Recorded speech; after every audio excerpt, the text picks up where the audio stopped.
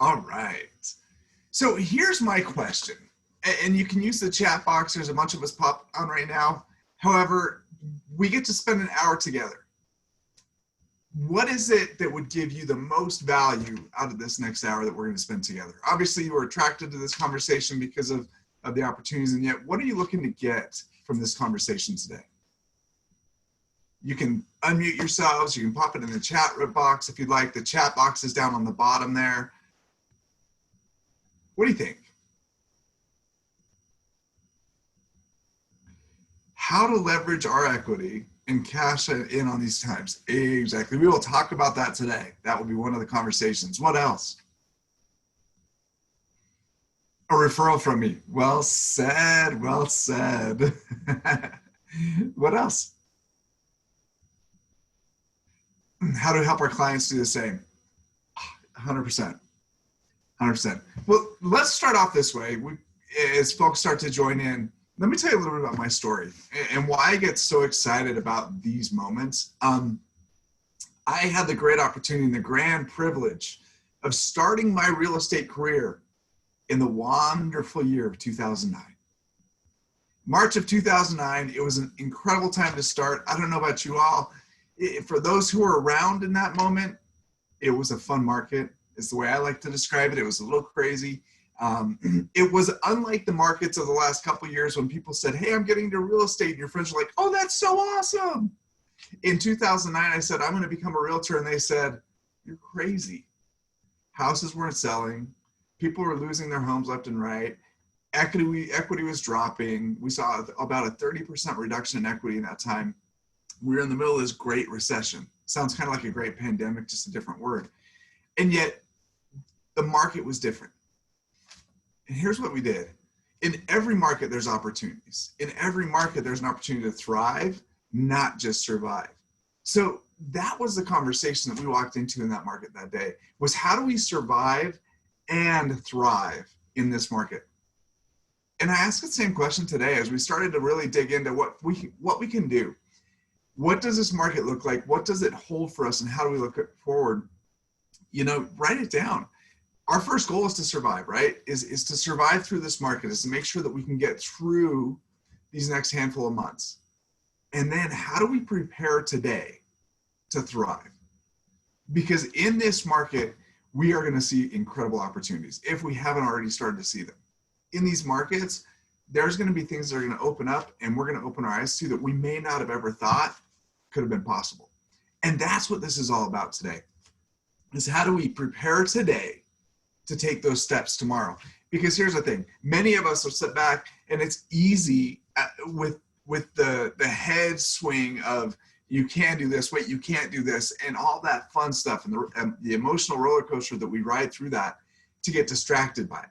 And yet the reality of it is our job is to sit back, is to take it all in stride and continue to focus on what we can control and to do those activities and create those conversations that will create opportunities and prepare for what's next. So with all that being said, I'll tell you a little bit about my story. I like to say I'm an accidental realtor. I didn't necessarily walk into 2009 going, I can't wait to go sell real estate. What happened was in 2008, my father and I each pitched in $75,000. That was it. It was my life savings, by the way. At that point, I put in all the money I had, 75 grand that was liquid, that my wife would let me, by the way. He put in 75,000 and we created a little pool. And we started to buy real estate in August and September of 2008. Again, everyone said we were crazy.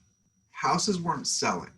I'll give you an example. The very first home we bought was this little 2-bedroom, 1-bath house on Kentucky Street right off of Alameda and Federal, if you're familiar with it.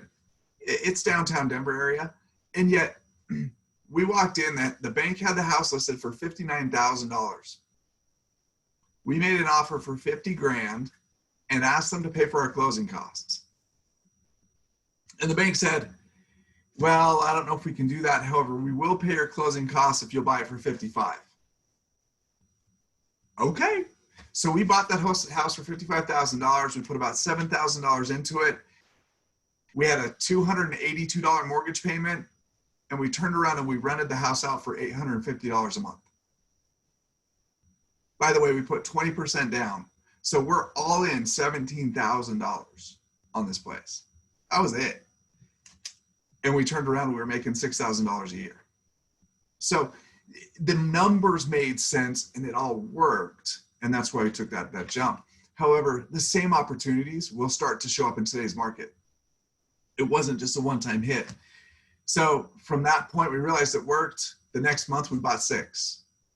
And we went as fast as we could, as often as we could, until we'd expended our cash. At that point, that was when I started to refer opportunities to our agent, the guy that we were working with, and guess what he did not do? Unfortunately, he didn't call him back. He was so busy working with all these investors, he didn't call him back. And that's where I looked at it and said, hey, if you're not going to call my referrals back, I might as well go get my license and at least work with these folks and take care of myself. And that was how Jake fell into real estate. So in 2008, 2009, that's how that came to be. Because of those relationships, because of the knowledge that we took into the market from the lending side of the world, in 2010, we closed 87 transactions. And I don't say this to say, hey, I'm awesome. What I want you to understand is that in any market, there's an incredible opportunity to create incredible success. Our job is to find it. It's not just to survive. It's to find out how do we thrive in that market and really drive that forward. Well, what happened is we created a niche and we started to work with investors. We focused on short sales and folks that were in distress because we educated them on that process, and it opened the door to incredible success. And it became the foundation by which we built our team out.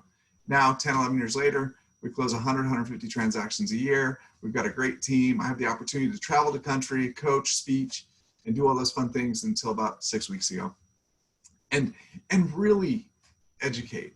It's given us the opportunity to become owners of market centers and do some other things as well. And all of that started because we were willing to take $75,000, cross our fingers in 2008, and put it out there. I start the story that way because today is the same type of market. Today's the same type of opportunity. There's just a few simple steps we have to go through to be able to take advantage of it today. And my intention today is that we're going to walk through those 4 simple steps. It's about what do we do? How do we put our budget together, right? How do we know the model that we're going to choose to operate under and start to master when it comes to investing? And then where are the opportunities? How do we invest in these markets and how do we take advantage of that? And then lastly, what do we do with the money? Now that we're starting to make this money, how do we reinvest it? How do we take advantage of those next opportunities so that all we're doing is allowing our money to go make more money in this opportunity? So that's kind of the premise for where we're headed. Before we go there though, what I'd like to do is just see if I'm going to attempt something new.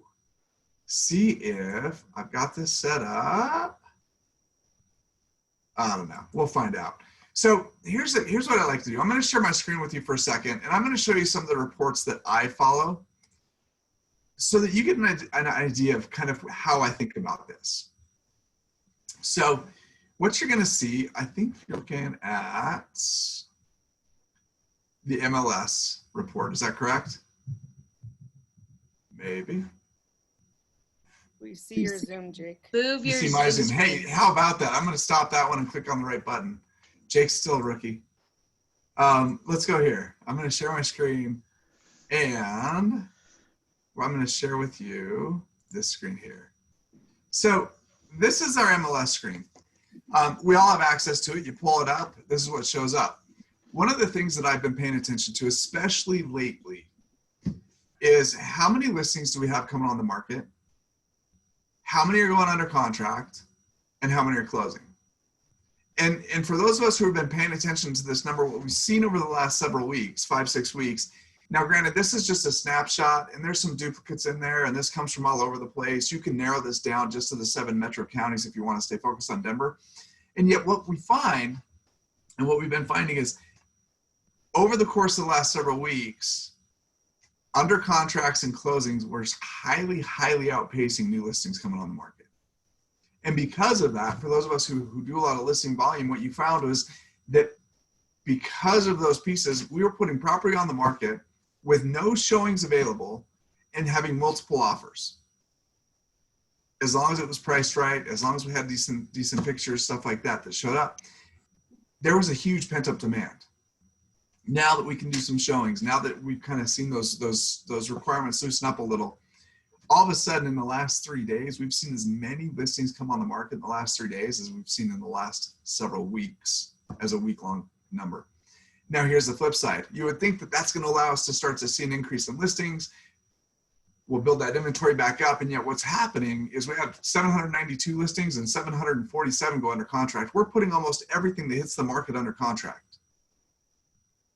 So just in a simple supply and demand conversation, our supply still has not met the demand. We've still got more buyers interested in the market than sellers. I watch this on a daily basis because here's the second half of this. We don't have a whole lot of distress sales yet in our market. When I talk about distress sales, we're talking about things like short sales. Yes, that's a dirty two-word concept, and yet it's there. Short sales. We're talking about bank-owned properties and REOs. We're talking about forced sales because they have equity and they need to move before they get foreclosed on. There's all sorts of distressed type of property sales that we're going to start to see in our market, and it comes through just watching these numbers. So understand that that's what's happening.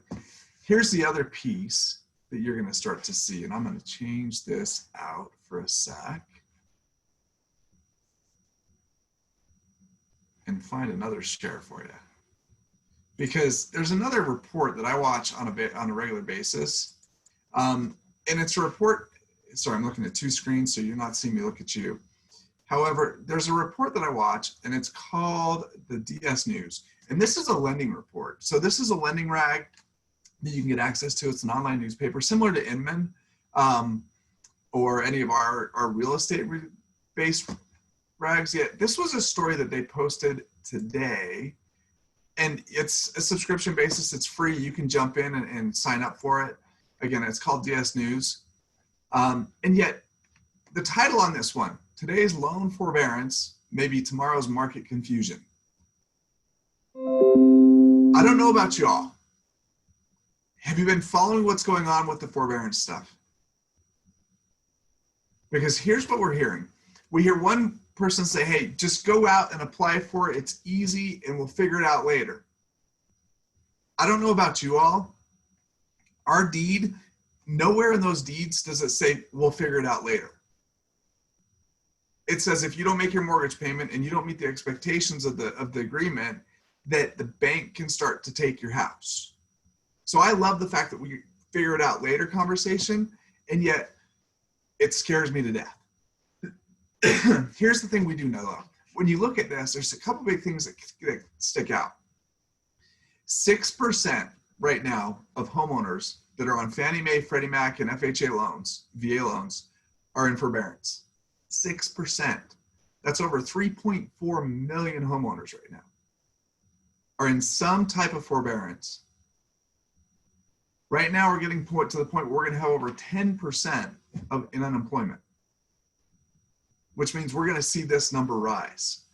So what Fannie Mae came out and did, here at the bottom of the article is what it'll tell you, is they've required servicers to set up repayment programs and not allow for a balloon note due at the end of those 3 months or 4 months or 5 months. And then they've given them options, which is good because some of the first forbearance agreements we started to see on our team were forbearance agreements that said, hey, skip your first 3 months payments and you can pay all 4 months up on that 4th month. Well, the challenge is if you can't pay for 3 months, how are you going to pay 3, 4, 5 months worth of mortgage payments in 1 month? So that became the challenge, and this is what they gave us to work with. So it looks like they are going to start to work through this, which is a good thing. Yet, here's what I want to share with you. My belief is we're going to have a tale of two markets over the course of the next 6 to 12 months. And here's what I mean by that. We're going to have a market that is our regular market, just like every other day, right?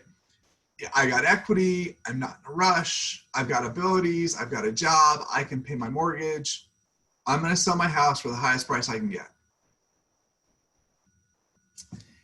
Number two is going to be this. I'm in trouble. I've lost my job. The forbearance thing's not working. I don't know what this looks like. And I've got to make a decision. And now I'm 2 or I'm 3 or I'm 4 months behind on my mortgage payment. And yet, most of our homeowners today have equity. The difference between 2008, 2009, and today, the biggest difference is I'll be honest, here's my confession. I worked in lending from 2001 to 2008. And when I say lending, I was one of those guys that was working for this company called Countrywide. And what we did was crazy. We were doing loans, 100% financing, 560 FICOs, 620 fully stated, 100% financing. We were cashing people out on that equity, and it was just running.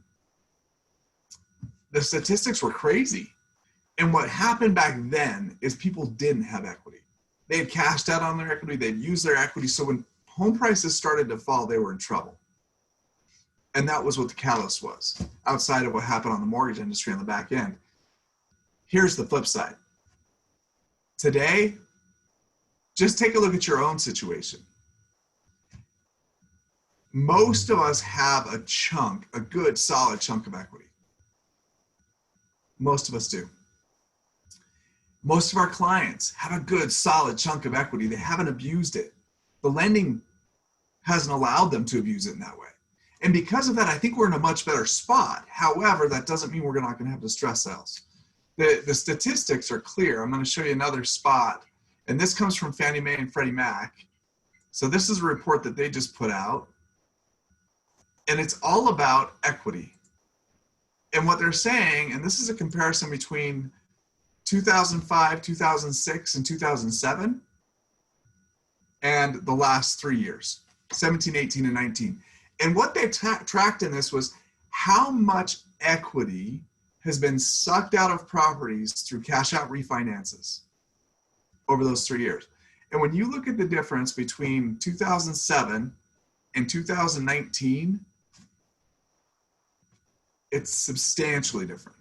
It's about a quarter. And when I see numbers like this is where I feel like we're okay. We're not going to see these huge drops in prices because people have to fire sell and now they're underwater and now we're doing short sales and things are selling for way less. What I think is the National Association of Realtors put out a report that said they believe we're still going to see about a 2 to 3% appreciation nationwide. The reason is because of all of this. The reason is because most of our homeowners have equity. Most of our homeowners have that safety net. Here's the job that we're going to face. How do we, as their agent, as their advisor, protect that equity position in the event that they get in trouble? That's going to be our opportunity. Because yes, you may have foreclosures. By the way, we're going to start to see it tick up. We're already seeing an increase in BPO orders. We're going to start to see potential short sales from folks who did FHA loans, they got their down payment assistance, and now they're in trouble. Yes, we're going to see some of those. However, most of our folks are pretty well off when it comes to equity. The challenge is they may have a ton of equity and not a lot of cash. So if they do get in trouble, if they do lose their job, they don't have that bank account, that reserve to fall back on. And because they don't have the reserve to fall back on, it's either going to happen with the equity in their homes or they'll fall behind on the mortgage payments. And they're going to have to make a choice at that point. And this is where I believe our second market's going to show up. It's going to show up by people who put their house on the market, by the way, get used to it, and it's going to be bought as is. Anybody remember that term? In as is condition. The seller will sell it. It's not going to be a fancy sale. There's not going to be a whole lot done. However, they're going to do it to save the equity that they have left in the home so that they can at least walk away with something before the bank takes it. And that's what this is going to be all about. And that, my friends, is where our opportunities are going to show up. This could be divorce sales. This could be estate sales. This could be pre-BK. This could be all those types of opportunities. So I'm going to give you a quick list of people that we're in contact with right now in preparation for this opportunity. Highly suggest you go out and create these same types of relationships. Bankruptcy attorneys are your friend today. Get to know them, get to know how they operate, have that conversation. CPAs that work with investors are your friends. They're going to see if these investors are in trouble before you do.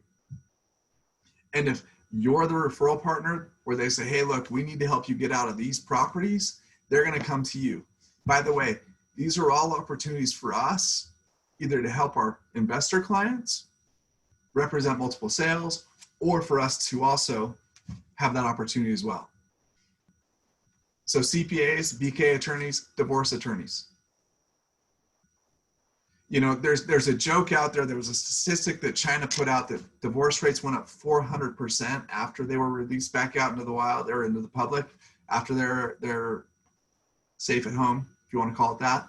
Who knows if that's true? And yet, you know, it could happen. Are we prepared? So those are three big key ones. Public trustees, another place to look. So just the way I look at this is it's easy to find these types of things online and find it in the MLS. And yet when you find it on the MLS, everybody else is finding it on the MLS. So where are the partners? Where are the relationships that I can create and build that are going to give us the opportunity to find them early, or give us the opportunity to take listings and help people en masse? That was what we did in 2010. The reason we were able to list and sell 87 homes that year was because we partnered with a bankruptcy attorney who was short sale friendly. We taught classes together with him, and then anybody that he had that didn't quite match up with the BK side that he thought would do better with short sales, he just sent to us. There are months where he'd sent us 15, 20 referrals in a single month. And it was all due to that relationship. Now, vice versa. We had clients that were better off in a bankruptcy situation to save their house, and that's where we sent them. So it was a win-win. It worked on both sides of it. So understand that these are the numbers, right? This is the power in knowing the market.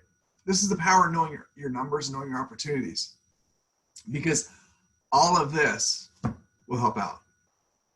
So let's slow down for a second. This is my thought. This is my background. This is where I see things going. Is this true tale of two markets? As we start to see unemployment tick up, depending on the duration of the recovery, it's going to give us either more or less of opportunity. Our job today, again, is to survive today and thrive. And Gary Keller said that on Mastermind that we were on last week. He said, look, here's the deal. You can't thrive if you don't survive. So we've got to get real and get right, as he teaches in Shift, so that we can be prepared to take advantage of tomorrow's market. Even myself, I've got 47 doors right now. We've got multiple assets. We've got multiple businesses. Even today, we're doing the same thing. We've taken a look at all of our assets and said, okay, how can we create $500, $1 million in cash that we have access to today? Because when these opportunities show up, I want to be ready. And by the way, it doesn't take 500 or $1 million. That's just a number we're arbitrarily throwing out there, my father and I, because we built that from that 75,000 before. First time around, it took 75, and it wouldn't even take that.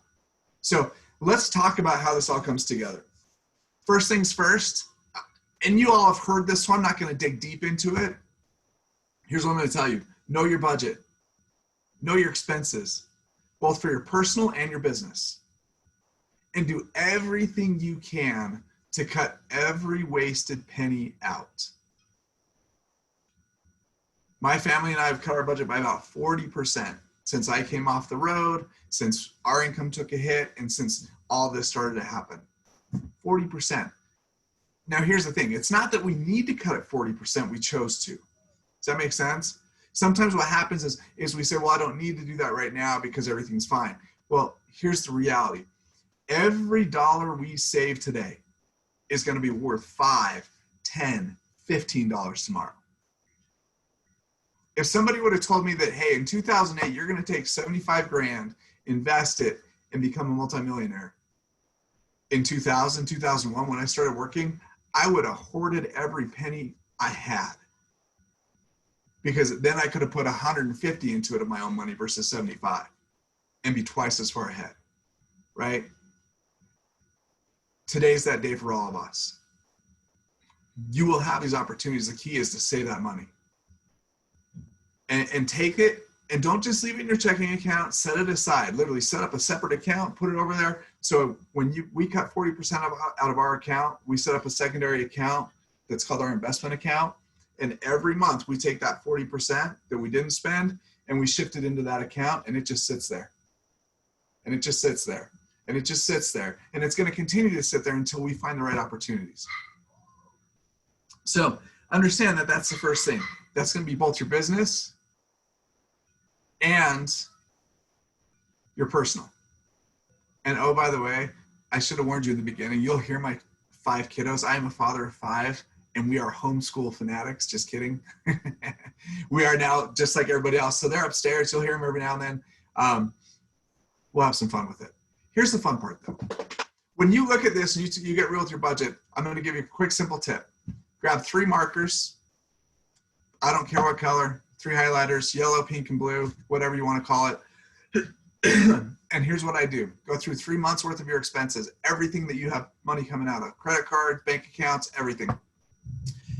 If it's necessary, housing, food, electric, car payments, stuff like that. If it's necessary, highlight it green. If it's necessary, you need to keep it.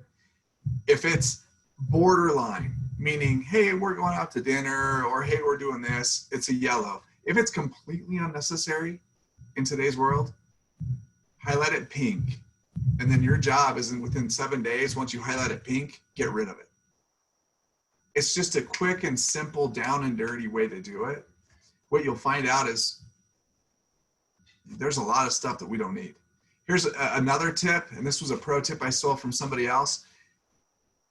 If you really want to do this and go hardcore, call up your credit cards that have all your auto pays on them and tell them you lost the card and you need a new card number. They'll send you a new card with a new card number, which means everybody that is on auto pay now has to reach out to you to get the new card number. And if you don't give it to them, that means you don't get charged, which means it's now automatically gone. So just another thing to see as you walk through that. There's a question. When did you start putting the money aside and cutting costs with investments in mind? Great question. Our story is fun. So when we first started investing and I started selling real estate in 2009, we realized how fast we could amass these properties at that price and what we were going to be able to do. So our goal was basically to roll over every penny we made. We didn't take any of it out of the company. We set up a completely separate account. We actually put that account in a bank that I would have to go get a cashier's check from in order to put it into my own personal account. So we made it really hard to get. And then we just left it there. And every time we had enough to buy another property, we'd buy another property. Every time we had enough to buy another property, we'd buy another property. And it just continued to go and go and go and go and go. And it got to a point in about 4 years where we were buying almost a property a month because there was so much cash flow coming through from the rentals. Then it got to a point where during that process, we chose to live skinny. I mean, super skinny. You just heard, I've got 5 kiddos. My oldest is 20, my youngest is 10. They were a part of all this. I mean, our Saturdays, they would go spend Saturday with dad and grandpa, and we were looking at property. So we would go drive the city with our realtor, look at pieces of crud that needed a ton of work that you never knew what you were going to walk into. And we always told them not to tell mom about the houses with feces on the wall and stuff like that, because that would freak her out. And yet we would go through this whole process, and that was how we spent time with our kids. So they got to be a part of this process today. And the blessing with that is, now my daughter, she's 18. Next year, she's going to UNC. And she says, hey, Dad, why don't we buy a house up in Greeley? I can live in it. I'll rent the other rooms. And then when I graduate, we can sell it. You and I can split the money. We ran the numbers. It means I don't have to pay $8,000 a year for her room and board, and she gets money for managing the property, and we show up on a profitable level. It might make sense. Sounds like a win-win. So there's all sorts of ways to do this that get your kids involved early too. So get to know the budget. During that budgeting time, my wife was the coupon queen. She figured out how to feed our family of 7 on $800 a month. And I wish she was sitting next to me today, because, man, you should see her face when I tell that story. Yet the reality of it is, she was cutting coupons, whatever she could do, so that we could keep our budget low. Our vacations were wherever we could drive to. And it wasn't because we couldn't afford to do other things more extravagant. It was because we chose not to in that moment, to continue to take advantage of the market and what it was giving us. Fast forward to 2015, 2016, things are great. Market's on the rise. Our properties are performing well. Our businesses are doing well. Yeah, at that point, we're doing the Disney cruises. We're having fun. We've been to Hawaii. We've done all these cool things. We're going to Costa Rica over Thanksgiving. All that happens, and yet here's the coolest part. Now what's paying for it is somebody else who pays rent to me. It took a lot of sacrifice early on to build out that freedom and that luxury. And today we went back and we did the same thing. So about 6 months ago, we were with Gary, and he was telling us, he was just pounding us, go cut your budgets, cut your budgets, cut your budgets. So we started really digging deep into it. And that's when we started to shift. About 3 months ago, when we saw all this starting to happen, that's when we got really serious. And that was where we said, okay, what do we really not need? What do we need? We started calling our insurance company, found out I could cut my insurance by almost half by switching insurance companies.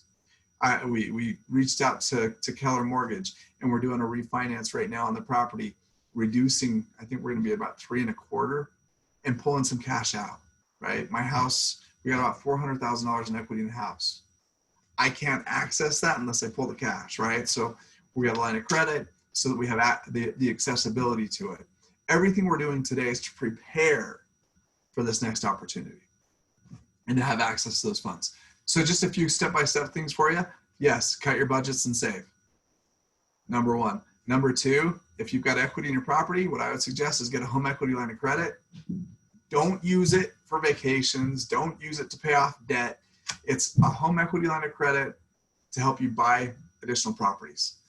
And the script that I used for my wife back in 2008 when we did this was, I said, hey, what would it look like if we could take 75 grand today and have somebody else pay our mortgage forever? She liked that.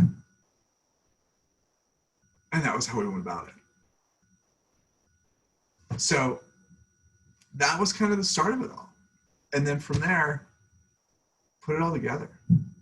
There's other ways. We've got, in our situation right now, we're actually selling one of our units, one of our properties that we feel we've maximized for ourselves. And we own it outright. And we're going to take that $600,000 or so and set it aside as well, just to wait and to see, right? We're holding on to the majority of our properties, yet there's a couple that we can take care of. So in the chat, I'm just looking, do you always use another realtor to buy properties? That's a great question. Yes. In the beginning, I didn't. When I got licensed, we were using another agent until I got licensed. When I got licensed, then I stepped in. What I realized real quick, though, is as we built our team out, I had folks on my team that were way better at handling these conversations than I was, because they didn't get emotional with it, right? They weren't in the middle of the transaction, so they could operate without that emotion. And it really helped us a ton. However, there's nothing wrong with it. What I would say is this: I managed my own properties for a long time. That's a nightmare. So find a great property management company to help you there. Bankruptcy. So we got some other things. What did you buy your first? What price? We paid $55,000 and the bank paid our closing costs. for a 2-bedroom, 1-bath, tiny little 712 square foot home with a 1-car detached garage. That's what we bought it for. Today, it appraises at about 3.25. It's paid off. It rents for $1,500 a month right now. There's no reason to sell it. It's phenomenal. It's a great cash cow. So as we go down that path, here's the next question that leads us into the next dialogue. Know your model. And when I say know your model, it's about knowing and understanding what your risk tolerance is, right? Each one of us is different. If my wife were to go out and do this, she'd do it completely different than I did. However, we've always walked down this path together. And our risk tolerances are different. So we had an opportunity to understand really what that looks like. The agreement my wife and I came to was every property we purchased would have a minimum of 20% down payment. So that was our internal agreement. If it was up to me, I'd find a way to finance it all because that's just who Jake is. And if someone else will give me the money and it's free and cheap, I'll take it. However, that's really what we'll do. And so that was our agreement. That's what we decided to do. And that since then, it's always been the agreement. The other agreement she had was that we don't tap our equity to purchase more. We just use the income coming through the door. Again, that's another very conservative way to do it. However, to keep the peace, that's what we chose to do, and it's worked out really well for us. There's other ways to do this. There's a BRRR conversation, which is you buy, you rehab, you rent it, and then you refinance it. And by doing a BRRR, you can buy it for a reduced price. Like I was talking to an agent out in St. Louis last week. She's got an opportunity that she was telling me about that we could pick up for $160,000. It's a duplex. All in, it would be about $280,000. So we've got to put $120,000 into it. In a historical part of St. Louis, it rents for $2,500 a side. So you're getting $5,000 a month in rent for a $280,000 investment. Now, in that situation, because of how it's structured, it would appraise for about $520,000 when it's done. You're only $280,000 into it, which is a great BRRR because what you can do is you can buy it. The bank will let you refinance it for the $280,000, not for anything over what you put into it, but for the $280,000, they'll let you refinance it because it appraised for so much more. You get all your cash back, and now you've got $5,000 a month in rent coming through the door, and then you go do it again. And then you go do it again, and all you're doing is just recycling the same cash. So all of that works. There's a question in the chat about which property management company do we use? That's a good secret. We actually own and operate our own. We opened ours a while back. Ted, if you want to pop the information in there, I saw you answered that. Ted manages our property management company. Again, going back to it, I learned really quickly I'm not a great property manager. So Ted is the one that runs that for us. We manage over 100 doors right now, and they do a great job. Again, just ask great questions and know what you're getting into. Know what the expenses are going to be so you can calculate that into your pro forma. Look at a few others. Yes, we buy and hold exclusively. We've done some 1031 exchanges with some of our units. We primarily bought and hold. I'm looking to do a few flips as we come into this next market because I think the opportunity is going to be right for that, and the opportunity is going to be there. And the flip side to all of this is it all came down to what we have accessible, right? For us, we wanted to maximize the long-term capabilities of the cash, not the short-term. So when we talk about what your model is, several folks, what they'll do is they'll come in and they'll take limited cash and they'll partner, and then they'll do flips, and they'll use the flips to create the cash flow to be able to go out and purchase their holds. That's a great way to do it. Here's what I would say. Understand there's tax pieces, benefits, and consequences on both sides of that. So make sure you're working with your CPAs to take care of that piece. The other reason why we primarily just bought and held is because the tax benefits on a buy and hold are incredible. And then when we do choose, we can do a 1031 exchange, and that 1031 exchange reduces the tax liability, if not completely takes it away, so that we can move into another property. We sold 2 properties several years ago, turned them into 5, properties down in Pueblo and tripled the cash flow just from selling those two. What we're looking to do today with the property we're selling, same thing. We're going to set that aside, and we've got the opportunity to go into other markets and do the same deal. So know what your model is. And if you have questions about what that looks like, I'm going to give you a couple quick things. There's a great book called Hold, H-O-L-D. It's all about buying and holding property for the long term. It's all about what to look at and how to really identify it. There's another great book called The Millionaire Real Estate Investor.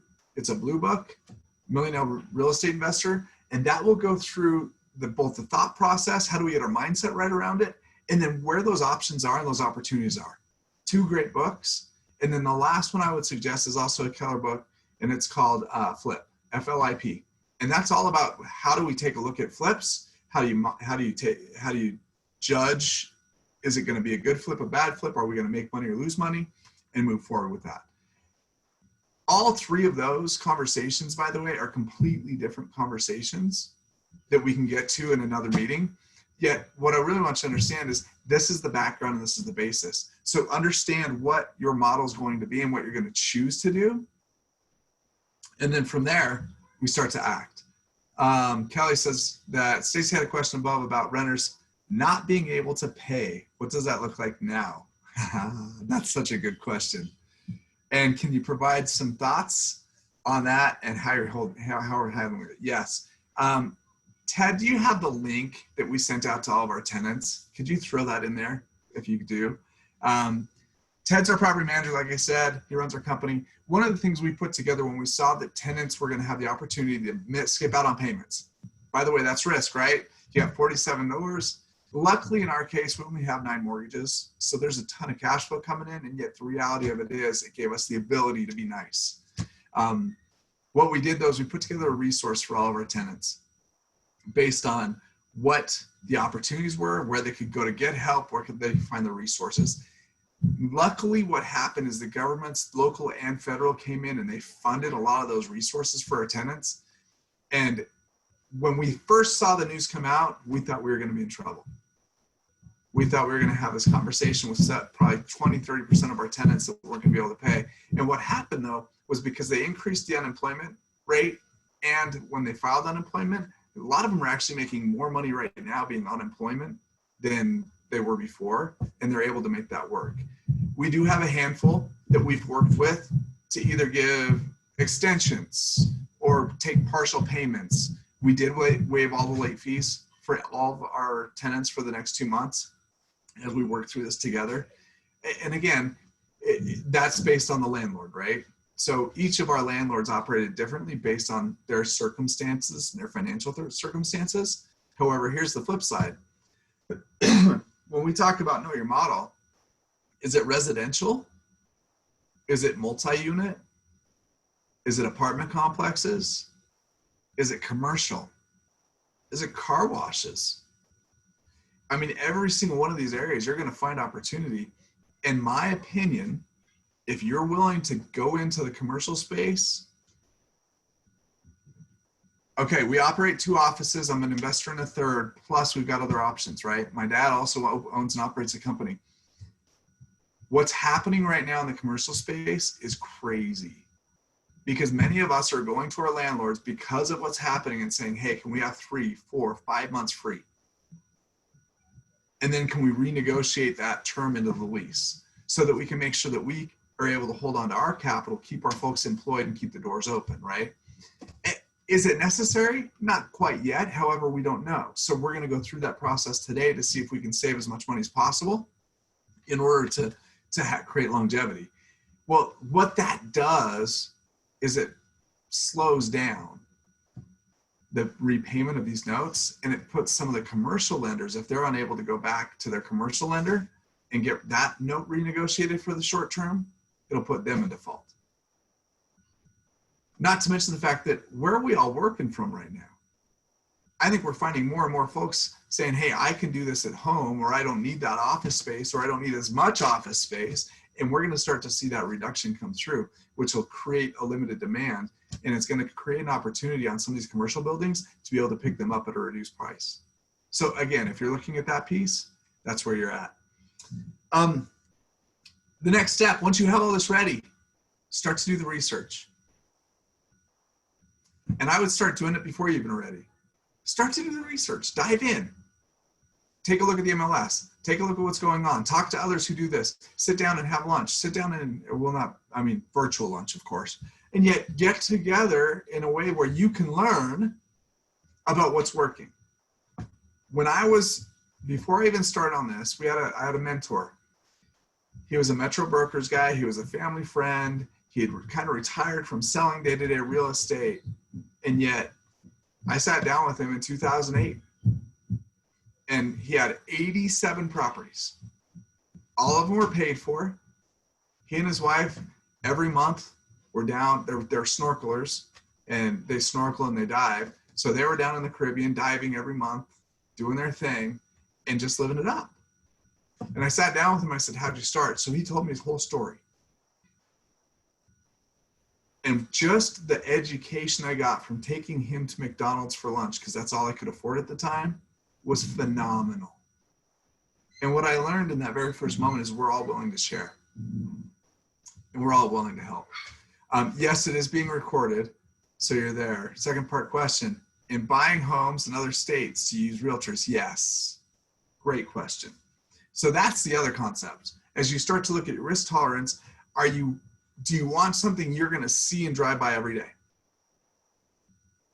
Or are you willing to go out of state and trust somebody else to take care of it?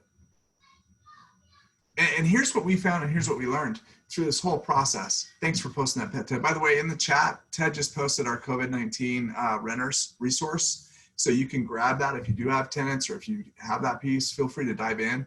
It's got a ton of links and information on that. So back to the point, it all depends on your risk tolerance. We're looking right now investing out of state.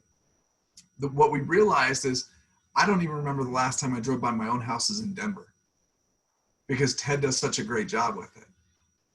And because of that, as long as I find those same opportunities, those same resources and the money and the numbers make sense out of state, I'm going. There's no reason why I shouldn't. So understand that there's opportunities everywhere. I've got a friend right now who's buying $50,000 houses in Alabama. $50,000. And those homes in Alabama, he gets $800 a month in rent on. So he went out and took $250,000 home equity line of credit, bought all those houses cash, bought 5 of them, and now he's getting over $4,000 a month in rents straight from Alabama. It worked. Now, one of the things we do because we're licensed is we ask for a referral fee and we take care of that. However, that's what we're there. And the coolest part about our network is there's people everywhere. So the last little piece I would say is once you start to act and you start to make that move, it's the hardest first step. If you haven't done it, I'll never forget the first step we made. When we took that first step, we bought the house. We fixed it up over the course of 2 weeks. We had a soccer tournament. I took my kiddos to the soccer tournament. I put a sign in the yard, got a million phone calls, came back after the first game to rent the house. We had a line out the door of people waiting to get in it. We rented it for $850. I called my dad and said, holy cow, this works. And we just went. The scariest purchase is the first one. It only cost $5,000 for me in down payment money. It only cost another $3,500 in fix-ups. And yet at the time, that $8,500 seemed like a fortune. It felt like a fortune, and it worked. And it worked. And it opened the door to the future. So that's the last piece. Hold on to the capital. Hold on to the cash and reinvest. Reinvest it. The key there, the temptation that many of us face as we have these opportunities is we want to spend that money. It's easy to go back and revisit it. Hey, I've got this, I've got 10 grand, I got 15 grand, it's here, I'm going to go buy my car, I'm going to go do this, I'm going to do that. There's a difference between an asset and a liability. So when you take this income, use this income to go buy more assets, not liabilities. And then the other way to think about that is if you do want a new car, one of the coolest, funnest things that we did is we went through to cut our budget I asked my wife if we could cut out our house cleaner. We have a house cleaner that comes every week. Got a big, we don't have a big house. We just got a big family that makes a big mess. And yet they come every week. And you know what she said? No, because 7321 Layden pays for my house cleaner. She picked up some money from her mother when she passed away. And what she did is she bought an investment property so that she could always have a housekeeper.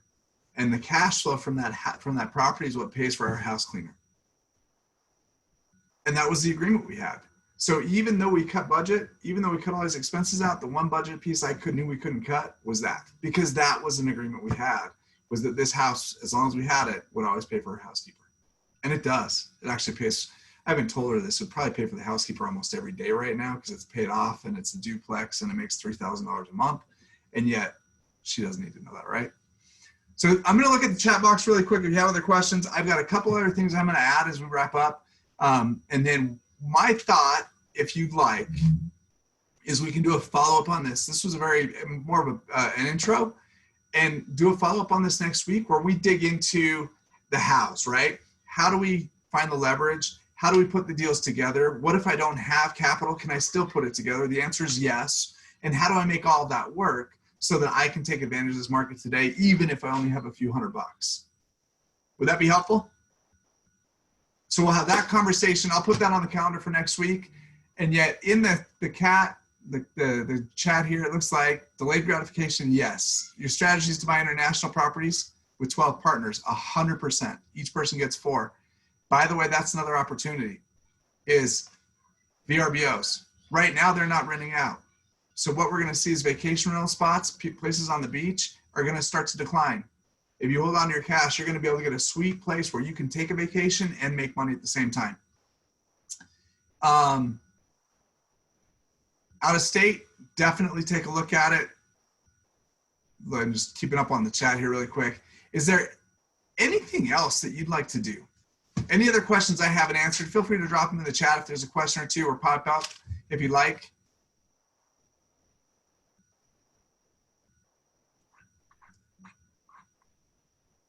Buying in Mexico, great question. We've looked at Mexico. Part of the reason why we're going to Costa Rica over Thanksgiving is not just because it's a vacation, it's because we're looking to buy a vacation rental down there as well.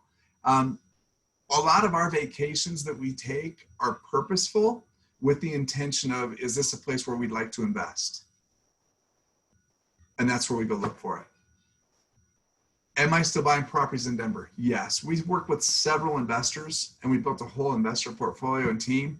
And typically Ted and the team are closing 1 to 2 transactions a month with those investors right now that cash flow and make them tons of money.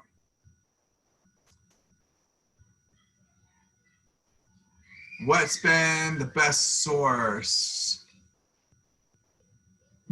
Best source for lending. Here's the fun part. Local banks are best. We like First Bank a lot. First Bank's been really good to work with. Some of the local banks are there. And that's where I would go first. And then when we talk about the rest of it, have a great CPA. There's a question here about a good CPA. Have a great CPA that understands and knows this. If you like, you can reach out to me personally. I'm more than happy to share my father's info. He also is a CPA, which is kind of a win-win on that end, and yet he'll help. Next week, we can definitely talk about more of the topics of who to know, what to know, how to get the money, the portfolios, stuff like that. Do we specialize in a specific area? Here's the reality, and this is the biggest thing I'd like you to take away from today. Today is the moment to prepare for tomorrow. Today is that moment to prepare for tomorrow. What you do today will lay the foundation for your ability to take advantage of tomorrow's market. So do everything you can today to prepare for that, because it is phenomenal. And with that, my friends, I'll make sure we send out the recording. I'll put another scheduled meeting on for next week and we'll dive deeper into this. If you have any questions, feel free to reach out. You all know how to get a hold of me. If not, whoever invited you to this webinar does. Feel free to reach out. More than happy to talk and we can put something together. Have a great day, y'all. Thank you so much for coming.